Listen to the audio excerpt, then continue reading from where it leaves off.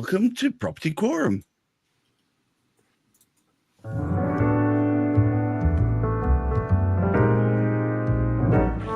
Well, we're a little light today, but I tell you what, some of the stalwarts of Property Quorum are here, albeit missing Julia, which I hope will make later.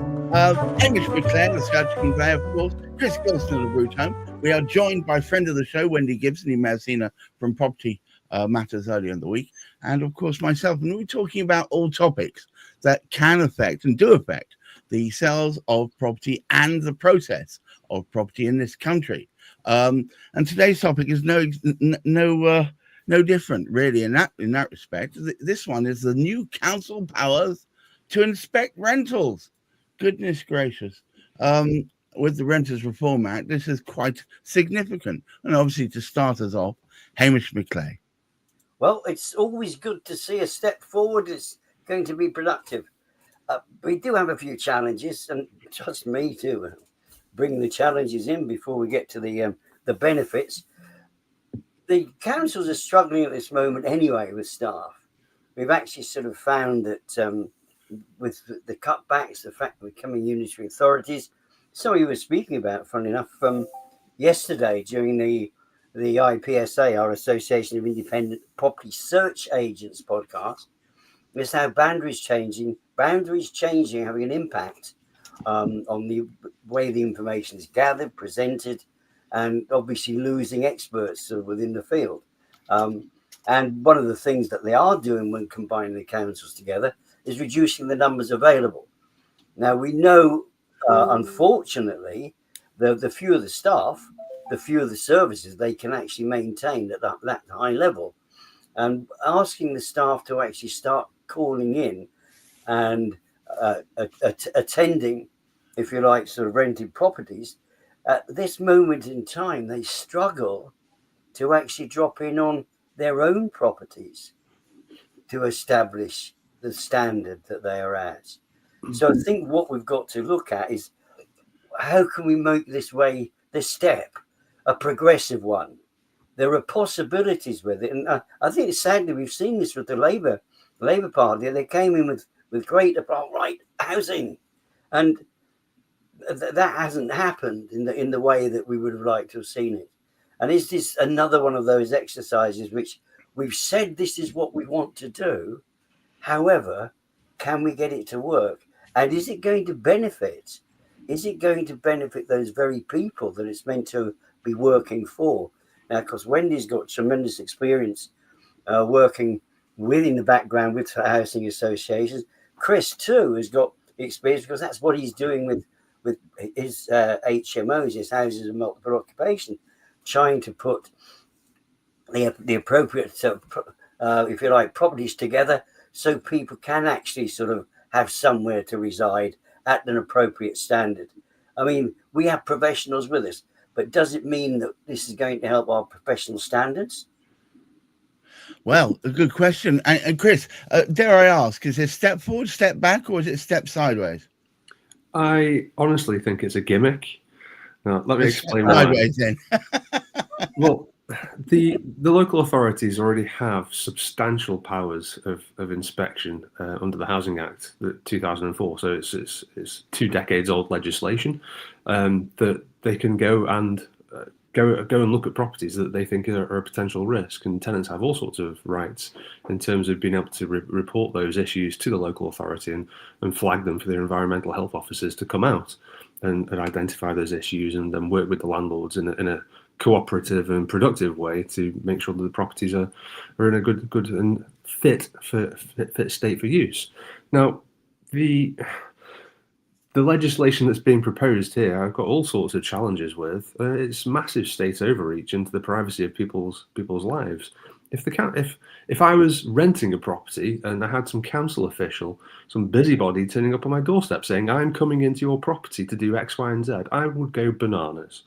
Now, there's long established legislation, case law on the statute books, going back to 1765, called Entick v. Carrington, which is about keeping the state and the state's business at arm's length and maintaining people's right to privacy.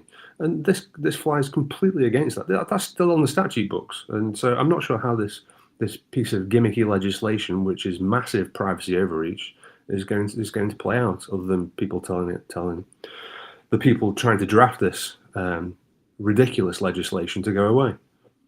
So, what do you think? The next is the thought police in Brazil and so on. This is it. We're in it now. The people drafting this type of legislation is being drafted by the people who have that mentality. And I don't know where they're getting it from, because we have inalienable human rights to privacy. So how does this connect with that?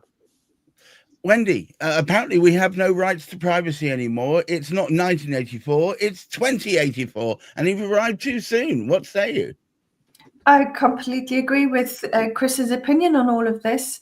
And it's not the landlords who this is being touted as being something to keep landlords in line. It actually, I completely agree with Chris. This is not going to affect landlords at all. These are going to affect the people who living in these homes, the tenants themselves, who supposedly have a right to privacy and also a right to unfettered enjoyment of their homes.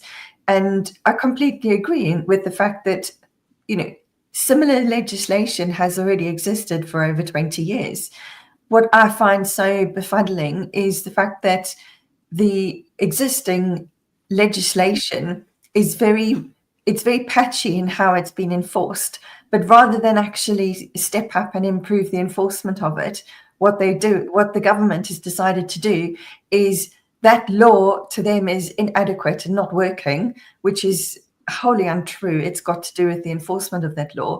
So their solution to the problem is not to actually enforce the law, but to actually create new laws, which actually then step over our rights of privacy, exactly as Chris said. Wow. Julia, welcome to the show. Lovely to see you. Have you heard some of this going on? Because Chris has postulated that this latest grenade is nothing more than a broach to people's right to privacy. What say you? Absolutely, I agree. I completely agree. I mean, from the snippets that I've heard, it is a breach of privacy, and it's almost as if it's quite punitive as well. Lump or like it, you haven't got a choice. And that, to me, when you live in a democratic society, is a freedom that you deserve to have, and shouldn't be restricted in any which way. And of course, there's a balancing act, but I think that's, it's taking it a bit too far.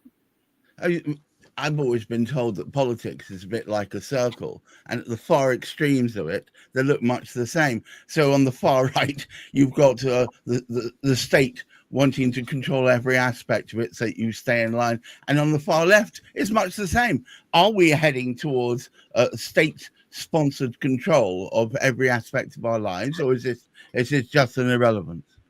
Well, it's one thing if you never had it and you didn't know what it was to enjoy it. But the fact that it's now being reneged and removed and whittled down is something that everybody's going to feel.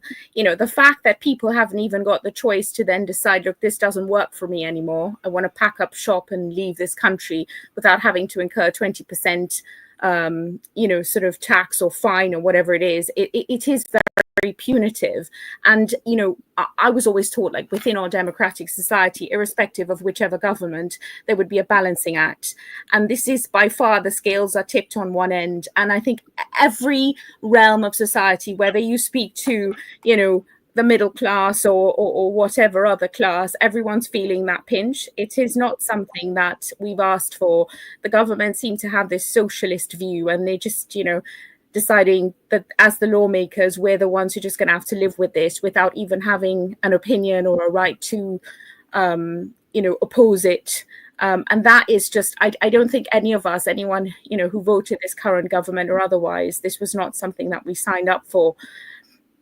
I can't believe anyone signed up for this. Hamish, have we got state-sponsored intrusion? Is that what this is?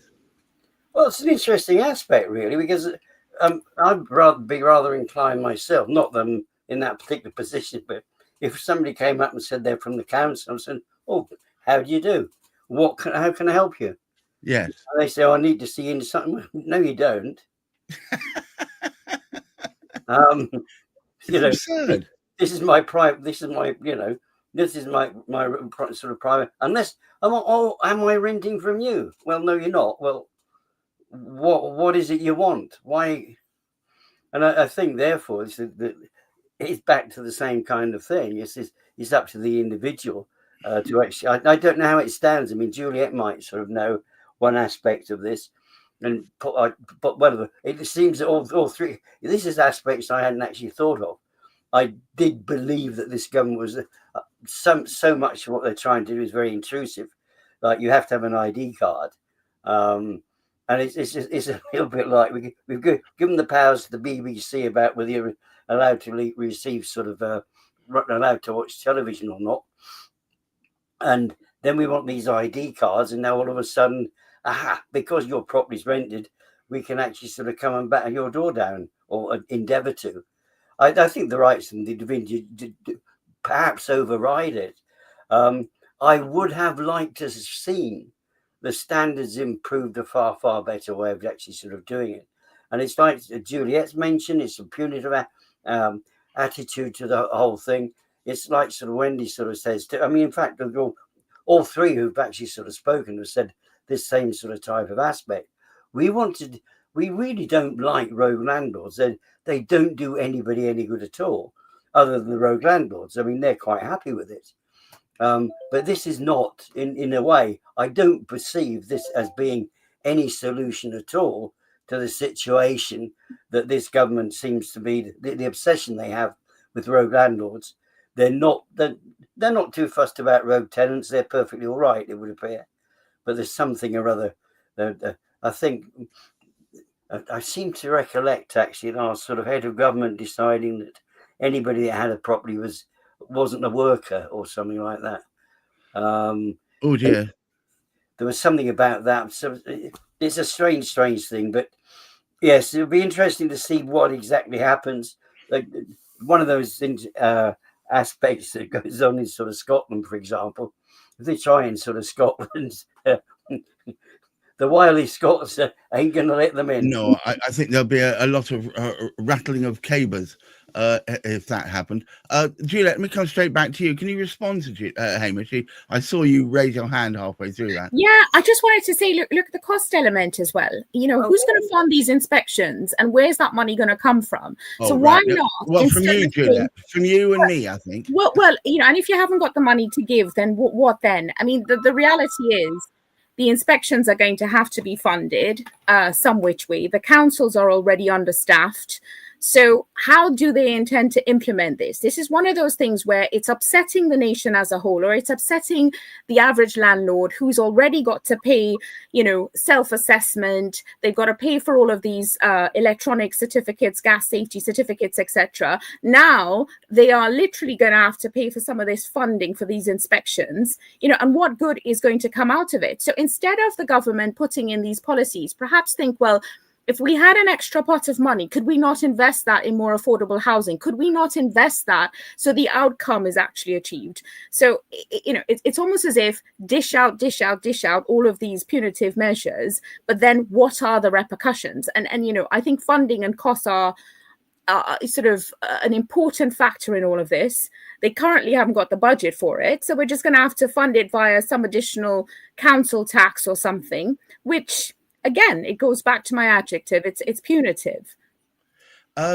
Chris, dare I say, I'm just going to put my tinfoil hat on for a second.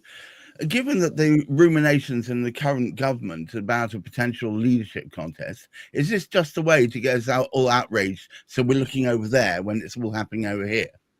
That's very possible, Gareth. And I'm listening to people. I'm changing my mind a little bit on the gimmick angle that I started with.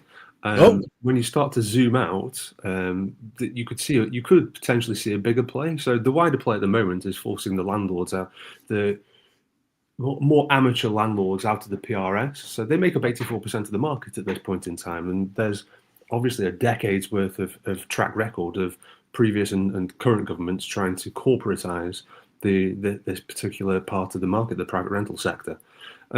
You could see this as just another ploy to rile the landlords. So even though even though it's going to obviously affect the tenants, and it's obviously completely at odds with any sorts of rights to privacy that we have, which were fundamental and we're born with. It could obviously never get through. So the only other play really is it's just trying to annoy the landlords. Trying to irritate the landlords. Wendy, is this a further play towards the Socialist Manifesto? It certainly feels like it, but there's something I want to just highlight here, which feels a little bit concerning to me. So years ago, you had these really awful landlords who would buy properties with sitting tenants in and then intimidate them to leave these properties. And laws were then put in place to prevent this from happening. So landlords have now been made to have a much more hands-off approach and give a right of privacy to their tenants and a right of not being bothered and harassed.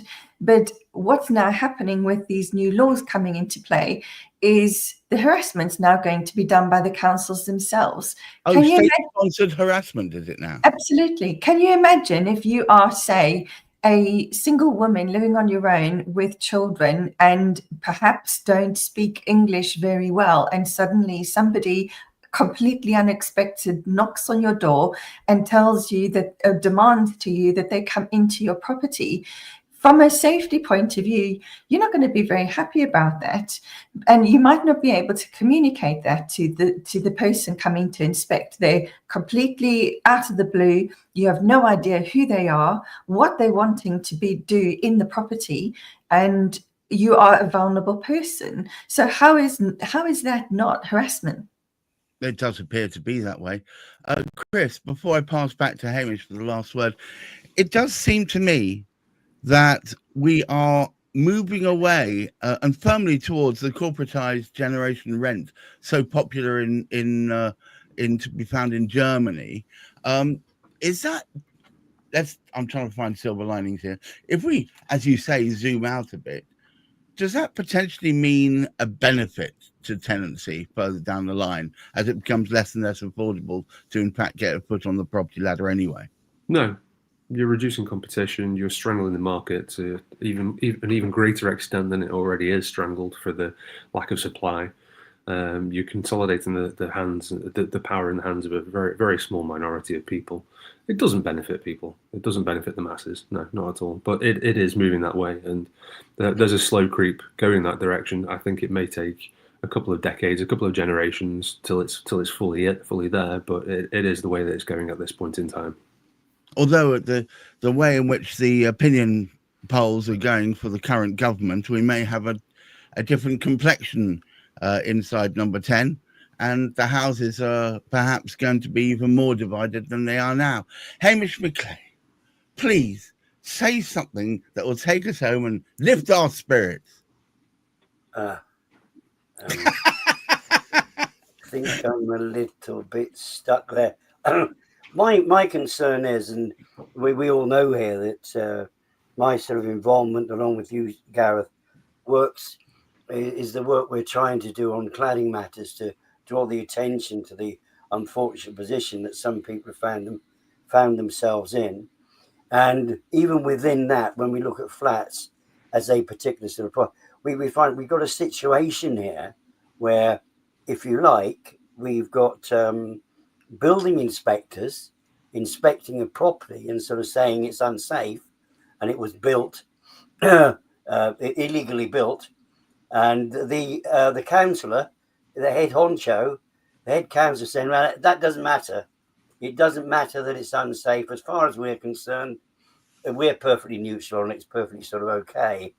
Now, are we giving leave to these particular sort of councillors? Because we're finding they're getting very, very political at the moment in terms of what they're doing, what they're trying to achieve.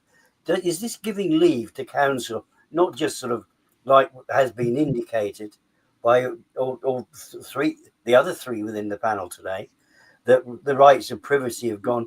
Is this giving leave to the council to think, well, I know somebody who I want to mess about with, so I will go and automatically inspect that property because I don't like that landlord?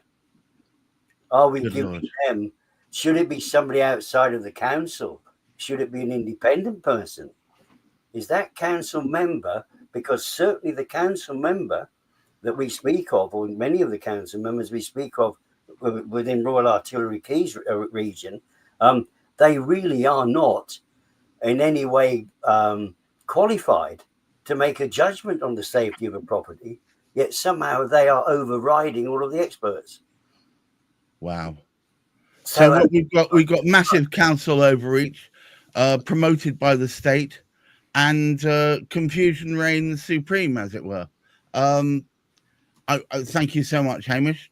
You didn't deliver and provide me with a silver lining. I'm most disappointed, but we'll have to go with what we've got, I guess. Thank you once again, Chris Gilson of Root Home, Wendy Gibson of the First Time Buyers Club, and of course Hamish McClare, Lord and Master from Search and Convey. And any of you out there who are as outraged as I certainly feel at the moment, if you want to be yet more outraged, watch out and tune into Cladding Matters this Friday, where we'll be talking more of the same, I'm sure, but also talking more about the effects that the current climate is having on affecting change as far as cladding is concerned, and making these homes safe and reliable and usable so they can actually sell, buy, or even insure the damn things. Until next time, please keep your feet on the ground, keep reaching for the stars, and for goodness sake, look after that mental health. Until next time, bye-bye.